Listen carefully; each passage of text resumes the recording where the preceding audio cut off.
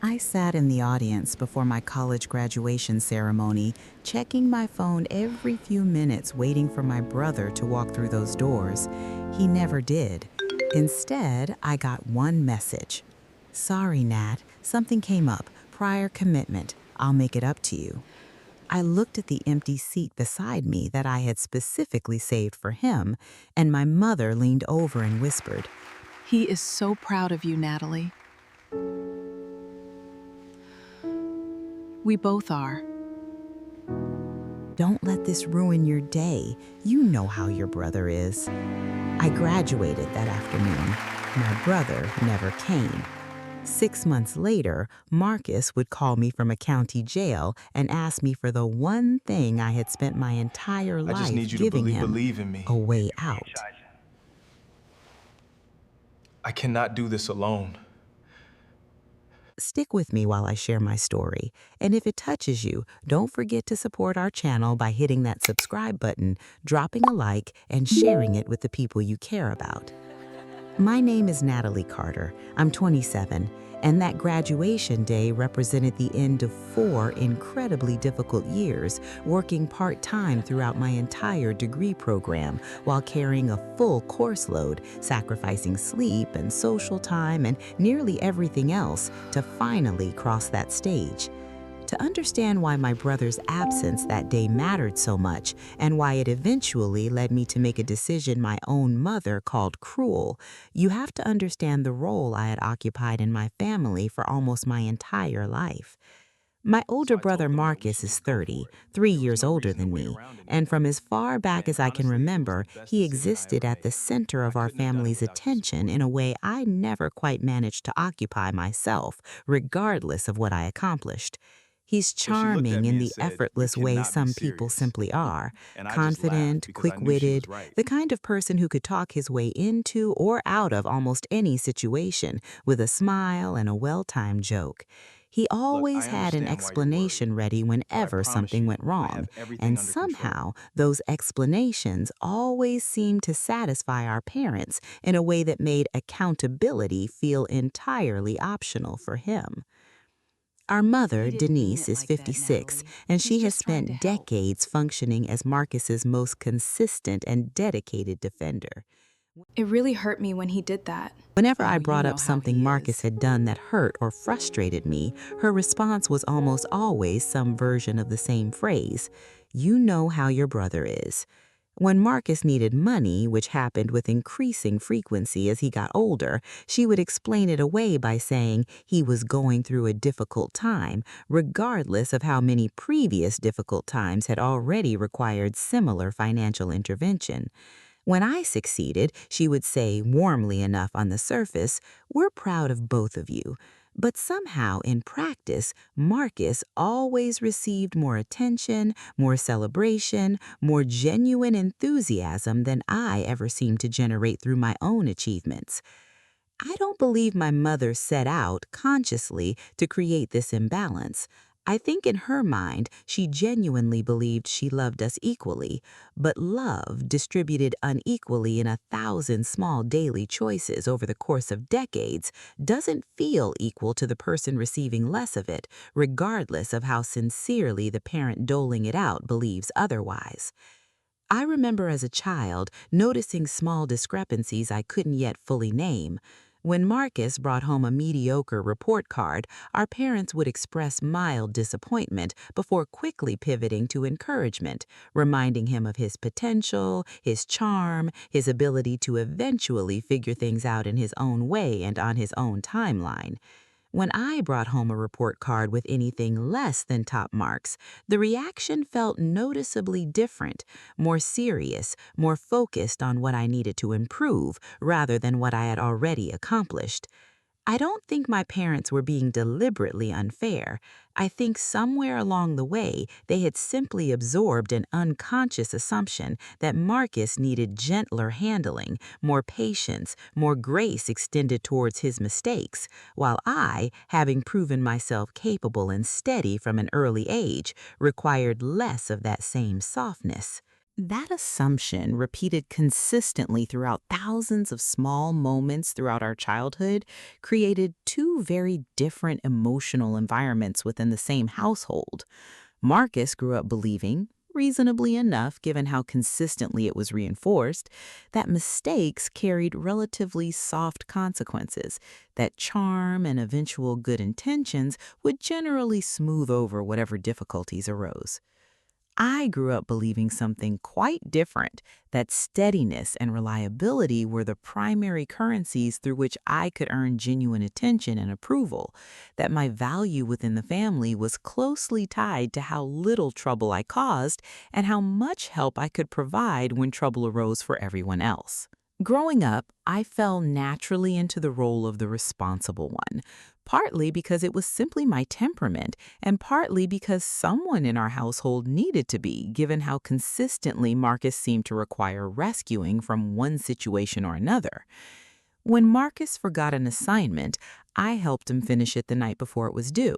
When he needed money for something, whether a car repair or a security deposit or simply covering rent during a stretch between jobs, I found a way to help, even during years when my own finances were genuinely tight. When he needed a ride somewhere, I drove him, rearranging my own schedule without complaint. When he struggled to put together a coherent resume during one of his periodic career transitions, I sat with him for hours, helping him translate his scattered work history into something that might actually land him an interview. Our parents told me repeatedly throughout my childhood and into my adult years, "You're the responsible one, Natalie." At first, I genuinely liked hearing that. It felt like a compliment, a recognition of something valuable about my character that distinguished me in a positive way. It took me embarrassingly long to fully understand what that phrase actually meant in practice within our family. Being the responsible one didn't simply mean being responsible for myself. It meant being responsible for Marcus, absorbing the consequences of his choices so consistently and for so long that nobody in our family, including me for longer than I'd like to admit, ever questioned whether that arrangement was fair. The pattern of favoritism revealed itself, looking back now, through a series of small moments that each seemed forgivable individually, but that accumulated over years into something impossible to keep dismissing. During my senior year of high school, I received a regional academic award, the culmination of years of dedicated effort in a subject I genuinely loved. The ceremony was scheduled on a weekday evening, and I specifically asked Marcus, then 21 and living at home between jobs, if he would come support me. He said he would. When the evening arrived, he didn't show up, and when I asked my mother where he was, she simply said, "He had plans, sweetheart. I'm sure he's proud of you anyway." I remember sitting in that auditorium, scanning the audience during the applause after my name was called, and finding only my parents clapping, Marcus's empty seat beside them a small, quiet wound I told myself wasn't worth dwelling on. A similar pattern repeated itself during my sophomore year of college, when I was honored at a scholarship dinner recognizing students who had maintained exceptional academic performance while working to support their own education.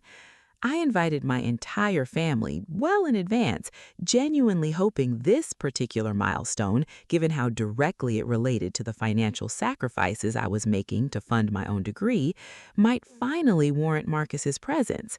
He offered another vague excuse that evening, something about a commitment with friends that he framed as unavoidable, and once again I found myself telling anyone who asked, including myself, that it was fine, that he was my brother, that I understood, that this simply wasn't something worth creating tension over.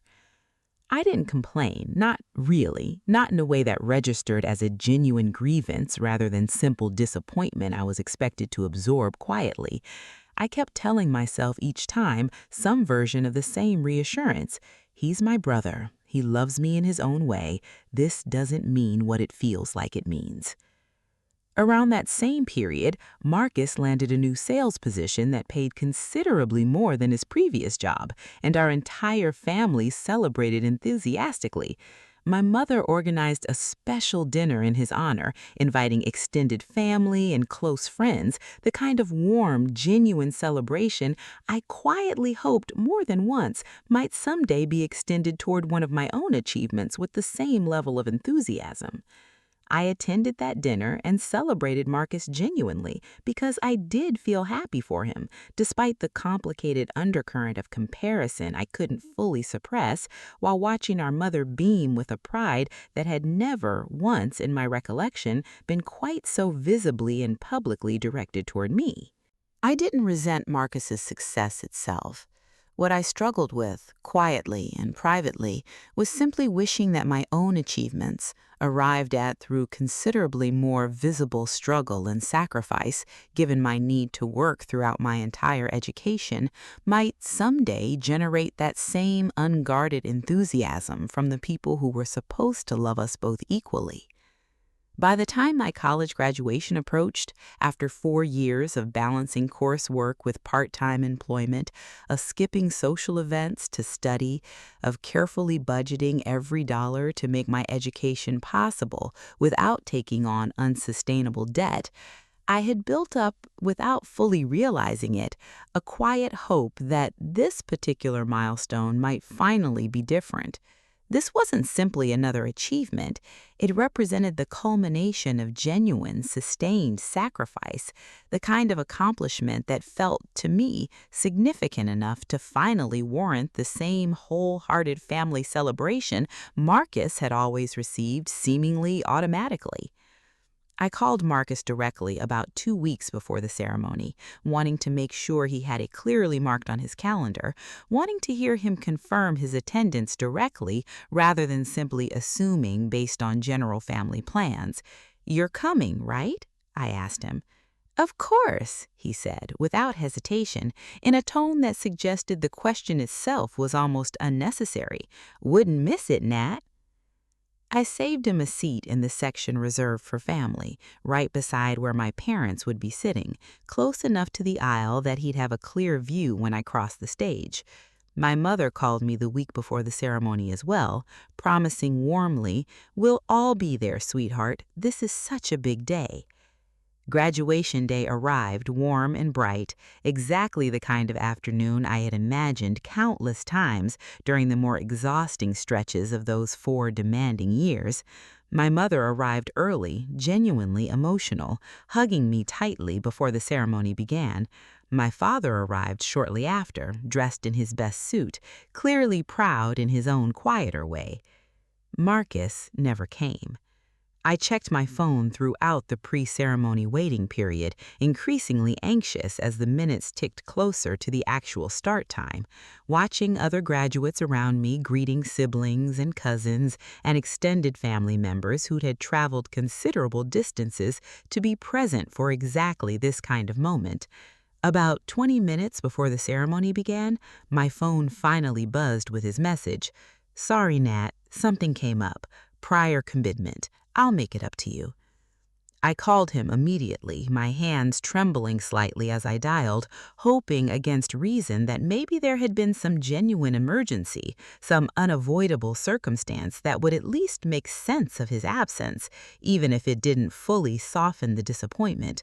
The call went straight to voicemail. I tried again a few minutes later with the same result. I sat through my own graduation ceremony with an empty seat beside my parents, watching other graduates around me embrace siblings who had shown up, who had cleared their schedules, who had treated this milestone with the significance it clearly deserved. When my name was finally called and I crossed that stage, I found my parents in the crowd, clapping enthusiastically, my mother visibly emotional. I didn't look for Marcus because I already knew exactly what I would find in that direction. Nothing. An empty seat where my brother was supposed to be sitting.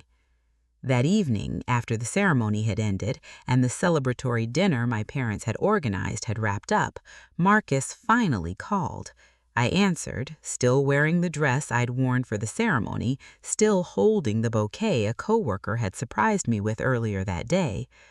"What was so important?" I asked him, keeping my voice as level as I could manage, despite how raw I still felt. He explained casually, almost dismissively, that he'd had plans with some friends who were also connected to a potential business opportunity he'd been pursuing, some networking event that had come up unexpectedly and that he felt he couldn't afford to miss. Nothing catastrophic, nothing genuinely unavoidable. He had simply weighed his options and chosen something else over showing up for me. That distinction mattered more than almost anything else in that entire conversation. If Marcus had described a genuine emergency, some circumstance entirely outside his control, I think I would have processed his absence differently, painful as it still would have been. But hearing him describe so casually a choice he had made, a decision to prioritize something else entirely optional over a milestone I had specifically asked him to attend weeks in advance, revealed something I couldn't unsee once I finally saw it clearly. "You didn't miss my graduation because you couldn't come," I told him quietly. "You missed it because you decided it wasn't important enough." He got defensive almost immediately. "It's not that serious, Nat. I said I'd make it up to you." Something shifted inside me in that exact moment, something I couldn't fully articulate at the time, but that I've since come to understand represented the actual beginning of everything that followed. I didn't raise my voice. I didn't launch into the kind of accumulated grievance I certainly could have, cataloging years of similar moments stretching all the way back to that high school ceremony. I simply said, "Okay," and ended the call shortly after, understanding, with a clarity that felt almost peaceful despite the underlying hurt, that continuing to explain my disappointment to someone who genuinely didn't grasp its significance wasn't going to change anything meaningful. In the weeks and months that followed, I made a quiet internal decision that I never formally announced to anyone in my family. I stopped rescuing Marcus. It started small. The next time he mentioned needing help covering an unexpected expense, I simply said I wasn't in a position to help this time without offering extensive justification or apology. When he asked me to help him navigate some confusing paperwork related to a new apartment lease, I told him I trusted he could figure it out himself or find someone else to help if needed. When he casually mentioned wanting a ride to the airport for a trip, framing it the way he'd always had, as an assumed given rather than an actual request, I told him I had other commitments and suggested he look into a rideshare service instead. I didn't make any dramatic announcement about this shift, didn't sit Marcus down for a formal conversation explaining that I was pulling back from my role as his consistent safety net. I simply, gradually, and consistently stopped being as automatically available as I had always been before. This wasn't about punishing him, at least not consciously. It was about finally acknowledging, to myself if to no one else yet, that the imbalance in our relationship had become unsustainable for my own well-being, regardless of whether Marcus himself ever fully recognized what was changing. Over the following several months, without my constant, quiet support smoothing over various complications the way it always had before, I began noticing, mostly through secondhand family updates, that Marcus's life seemed to be developing increasingly complicated, if not entirely dramatic, difficulties. He had become involved, according to what my mother mentioned during one of our regular phone calls, in a business venture with someone he described as a close friend and trusted business contact, some kind of investment opportunity in a small logistics startup that Marcus described enthusiastically as his chance to finally build something substantial for himself rather than simply coasting through life with our family's consistent support cushioning every misstep. My mother mentioned during that same call that Marcus seemed more energized and focused than she had seen him in years, throwing himself into the new venture with the kind of enthusiasm that had always characterized his approach to new opportunities, before eventually fading once the initial excitement wore off. I wanted to believe, along with the rest of my family, that this particular venture might be different, that Marcus had genuinely found something worth sustained effort rather than another passing interest destined to fizzle out once real difficulty arose. According to details that emerged much later, Marcus had signed several documents connected to that business partnership without reading them particularly carefully, trusting his business partner's summary of the terms rather than independently verifying the specifics himself, a pattern of trusting charm and confidence over careful diligence that in hindsight mirrored almost exactly the way he had always navigated his own life more broadly. Several months into that partnership, the business deal began unraveling. Money that Marcus believed was being properly managed and invested had, according to the eventual investigation, been misappropriated by his business partner, leaving significant unresolved liabilities that authorities eventually connected, at least initially, to Marcus himself, giving his position as a listed partner on several of the relevant documents. Marcus insisted from the very beginning that he hadn't knowingly done anything wrong, that he genuinely believed the business was operating legitimately and had simply trusted the wrong person with details he should have verified more carefully himself. My parents believed him completely and immediately, the same reflexive, unquestioning support they had always extended towards him regardless of circumstance. I found myself genuinely uncertain, caught between my knowledge of Marcus's character, his history of avoiding careful attention to detail whenever something felt inconvenient, and my genuine hope that he hadn't actually done anything as the initial investigation seemed to suggest. The call came on a Tuesday evening, nearly 6 months after my graduation ceremony. It was my mother, her voice shaking in a way I had rarely heard from her before. "Natalie," she said, "your brother needs you." Marcus had been arrested that afternoon, taken into custody as the investigation into the business partnership's financial irregularities had escalated significantly. Bail had been set at an amount that felt, to our family, entirely unmanageable given everyone's existing financial circumstances. My mother explained, her voice tight with barely controlled panic, that the family simply couldn't cover the amount required and that she needed me to help.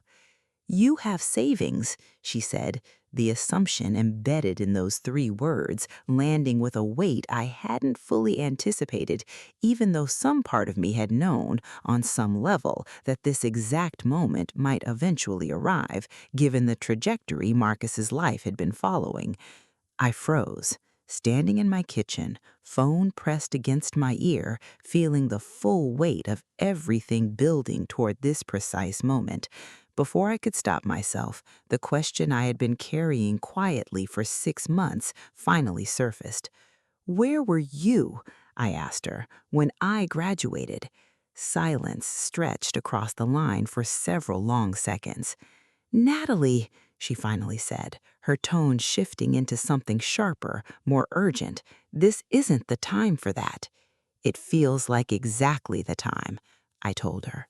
I want to be honest that this moment, as significant as it clearly was, didn't resolve itself instantly or simply. I didn't immediately declare with cold certainty that Marcus deserved whatever consequences came his way and that I owed him nothing. The decision that followed required considerably more internal struggle than that simple framing would suggest. I genuinely had the financial resources to help. Years of careful budgeting, consistent saving, and the stability that came from finally establishing myself professionally after graduation meant that covering at least a significant portion of that bail amount wasn't entirely beyond my means, uncomfortable as it would have been. I found myself over the following hours genuinely wrestling with what the right decision actually was. I called a close friend that evening, someone who had watched from the outside years of this exact dynamic unfold within my family, and I asked her, almost desperately, what she thought I should do. She didn't tell me what to decide. Instead, she asked me a question that stayed with me through the rest of that difficult night. If you help him this time, she asked, what exactly are you teaching him about the last time you needed something from him? I didn't have an easy answer to that, and I think, looking back, that question did more to clarify my thinking than anything else that entire evening. I thought about Marcus teaching me to ride a bike when I was 7 years old, running alongside me down our childhood street, cheering enthusiastically the first time I managed to balance without his steadying hand. I thought about the birthdays we'd celebrated together, the inside jokes only the two of us understood, the genuine affection that existed underneath all of the accumulated disappointment I'd been carrying. I didn't want him to suffer. I didn't want him sitting in a jail cell overnight, frightened and alone, simply to prove some point about accumulated grievances stretching back years. But somewhere in the midst of that internal struggle, I arrived at an understanding that felt genuinely important, distinct from simple anger or a desire to punish him for years of accumulated hurt. Helping someone escape every single consequence of their own choices indefinitely without ever requiring any accountability in return isn't actually the same thing as loving them. Sometimes I realized it's simply a way of protecting someone from the exact kind of growth that difficult consequences can eventually force. I called my mother back later that same evening, once I had gathered enough clarity to speak calmly rather than reactively. "I'm not paying his bail," I told her. Her response was immediate and furious. "He's your brother." "And I'm his sister," I said, keeping my voice steady despite the tension building in my chest. "Not his emergency fund." I want to be clear that this conversation, however significant, didn't unfold as some dramatic, screaming confrontation. I remained calm throughout, even as my mother's voice grew increasingly agitated on the other end of the line. "I hope Marcus gets a good lawyer," I told her. "I hope he gets a fair hearing. I hope, genuinely, that he comes home safely and figures out how to move forward from this. But I'm not going to use everything I've spent years building to shield him from a situation he played a real role in creating." My mother hung up shortly after, clearly unable to fully process a response so different from the automatic support she had always been able to count on from me throughout our entire lives.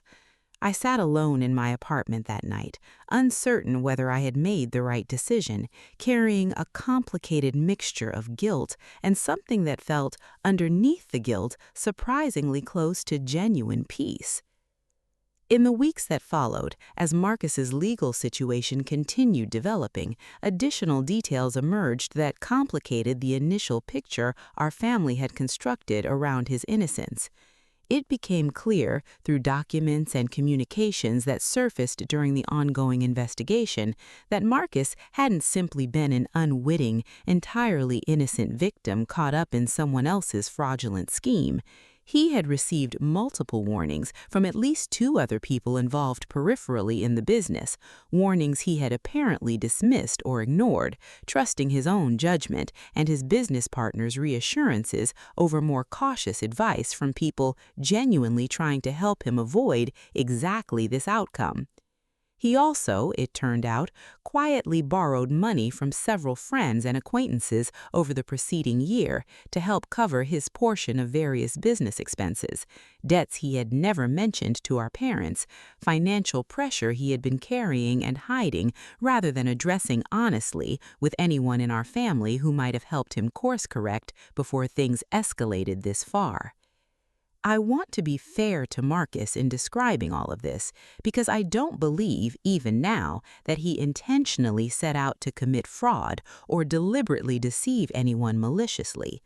What emerged, more accurately, was a pattern of genuine recklessness, a consistent unwillingness to slow down and carefully examine details that felt inconvenient or unglamorous, the same pattern that had defined so much of how he navigated his entire life, relying on charm and confidence rather than careful diligence, trusting that things would somehow work out the way they always had before, largely because someone else, usually me, had always been there to help absorb the consequences whenever they didn't. Eventually, once Marcus was released after a public defender helped negotiate a more manageable bail arrangement that my parents managed to cover themselves through a combination of savings and a loan against their own home, the legal process moved forward over the following several months. He ultimately faced serious consequences, though not the harshest possible outcome, given that investigators eventually concluded he hadn't knowingly participated in the fraudulent activity itself, even though his negligence and failure to exercise reasonable diligence had made him legally and financially liable for a portion of the resulting damages. He lost his stake in the business entirely. He was required, through a court-ordered settlement, to repay a significant portion of the misappropriated funds over an extended payment plan. His professional reputation within the local business community, which he had spent years carefully cultivating, suffered considerably once details of the case became part of the public record. The months following his release were genuinely difficult for the entire family in ways that extended well beyond the immediate legal proceedings. My parents, having covered the initial bail themselves, faced their own financial strain, a stress I watched unfold from a distance, offering emotional support without reversing my earlier decision about direct financial rescue. Marcus moved back into our parents' home temporarily, unable to afford his own apartment once his income from the failed business venture disappeared entirely, and I know that transition was humbling for him in ways he had never previously experienced. He took a job at a logistics warehouse, work considerably less glamorous than the sales positions and business ventures he had always gravitated towards, and I heard through my mother that he approached even that modest position with a level of consistent effort that seemed genuinely new for him. I didn't celebrate any of this. I want to be genuinely honest about that because I think it matters significantly for understanding the actual emotional shape of everything that happened. I never once felt satisfaction watching my brother struggle through the genuine consequences of his own choices, even after everything, even after the graduation, even after that painful call where my mother assumed without hesitation that my savings existed primarily to bail Marcus out of whatever situation he found himself next. When I eventually spoke with him directly several weeks after his release, sitting together at a quiet diner neither of us had visited in years, I told him something I had been carrying for a long time. "I never wanted you to fail," I said. "I just stopped believing that loving you meant saving you." He sat with that for a long moment before responding, and I watched something genuinely different pass across his expression compared to every previous conversation we'd had about our relationship over the years. "I thought you would always be there," he finally said, quietly, more vulnerable than I had ever seen him before. "I never really thought about what that meant.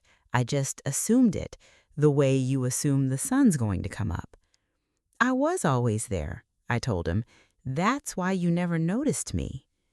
I watched that statement land with visible weight, watched him process something that had apparently never fully occurred to him before, that my consistent presence and support throughout our entire lives hadn't been some inevitable, effortless given, but rather a series of deliberate choices I had made, again and again, choices that had gone almost entirely unacknowledged and unreciprocated for as long as either of us could remember. He asked me during that same conversation whether I resented him, whether all of this meant I had stopped caring about him the way I once had. I told him honestly that I hadn't stopped caring, not really, but that caring had started to feel less like a warm, easy feeling and more like an exhausting obligation somewhere along the way, and that I needed to understand the difference before I could offer him anything genuine again. He nodded slowly, absorbing that distinction in a way that felt, for the first time in our relationship, like he was actually listening rather than simply waiting for his turn to explain himself out of an uncomfortable moment.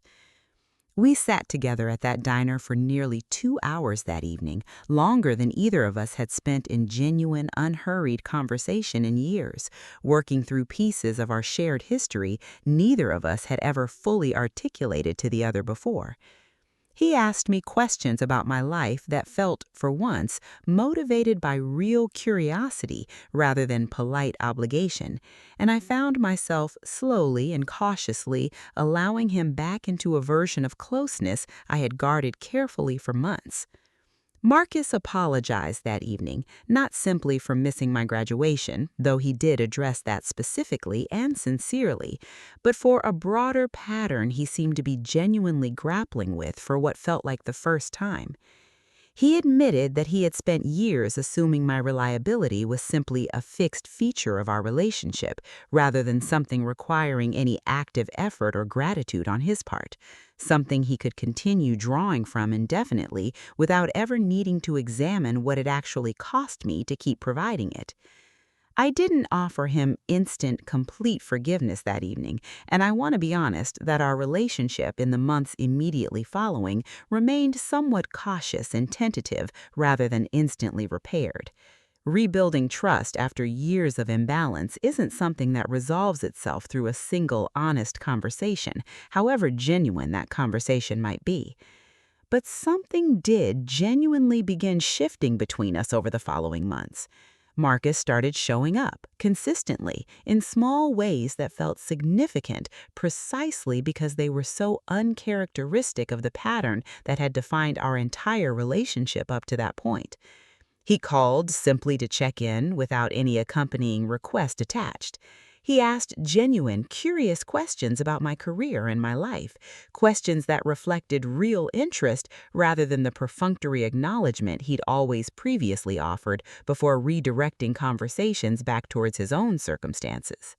In the time since everything settled, I've built a version of my professional life that feels genuinely mine, distinct from years spent quietly measuring my own worth against how consistently useful I proved myself to be within my family's particular dynamics.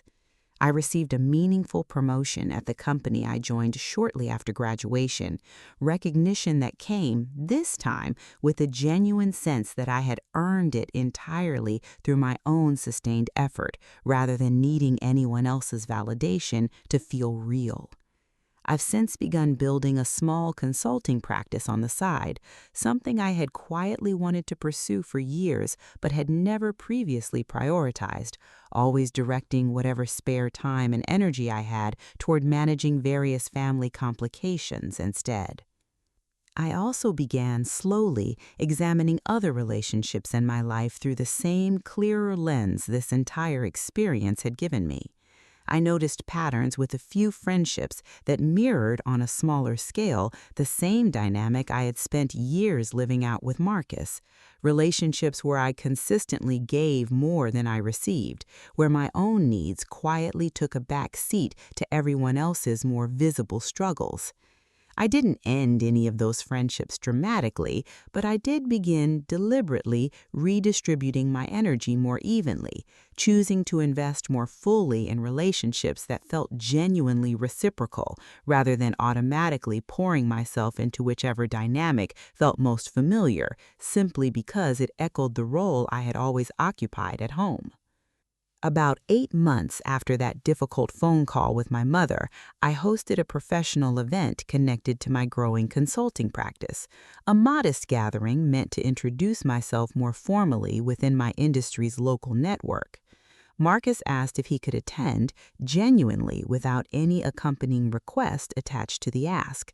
I told him he was welcome to come if he wanted to. He arrived early, he sat in the front row. When I finished speaking, he clapped enthusiastically, genuinely, the same unguarded warmth I had watched our family extend toward his own milestones so many times over the years, finally, unmistakably directed toward mine instead. There was no last-minute excuse that evening, no message about a prior commitment, no empty seat beside anyone who mattered. For years, I believed being a good sister meant being consistently available whenever Marcus needed me, that love required answering every phone call, solving every problem, forgiving every disappointment without ever requiring anything meaningful in return. My graduation day taught me something I should have understood far earlier in my life. Sometimes people don't fully realize how much you've been quietly carrying until you finally, deliberately put it down. I didn't refuse to help with Marcus's bail because I had stopped loving my brother. I refused because I finally understood something that took me 27 years to fully accept. Love doesn't actually require protecting someone from every single consequence of their own choices, however painful watching those consequences unfold might genuinely feel. He missed the day I learned exactly what I was capable of, standing alone on that stage with an empty seat beside my parents. Months later, he gave me the chance to learn something else entirely, something I don't think I could have learned any other way. Sometimes the most loving thing you can actually do for someone isn't rescuing them from difficulty at all. Sometimes it's finally stepping back far enough to let them become responsible for their own life, trusting that they're capable of handling what comes next, even when every instinct you've spent years cultivating tells you to step in and fix it for them one more time. If this story moved you, don't forget to like this video, leave a comment letting me know whether you think Natalie made the right decision refusing to pay Marcus's bail, and subscribe for more stories like this one every week.